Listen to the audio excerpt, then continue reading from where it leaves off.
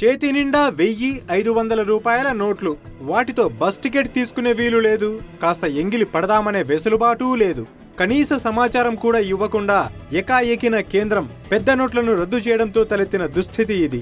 శ్రీవారిని దర్శించడానికి దూర ప్రాంతాల నుంచి వచ్చిన భక్తులు కావడంతో వారందరూ అనుకూలంగా ఉంటుందనే ఉద్దేశంతో 1000-500 రూపాయల నోట్లను వెంట తెచ్చుకున్నారు. ఆయా నోట్లను రద్దు చేసినట్లు తేలడంతో హతాశులయ్యారు. చేతిలో నోట్లు ఉన్నా అవి చిత్తు కాగితంతో సమానంగా మారాయి. తిరుమలలో ఏ హోటల్కు వెళ్లినా దాన్ని తీసుకునే వారే లేరు.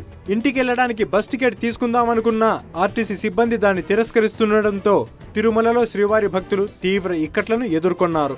వేల కోట్ల రూపాయలను కూడబెట్టుకున్న వారి కోసం తమలాంటి సామాన్యులను ఇబ్బందులకు గురి చేయడం సరికాదని వారు వాపోయారు.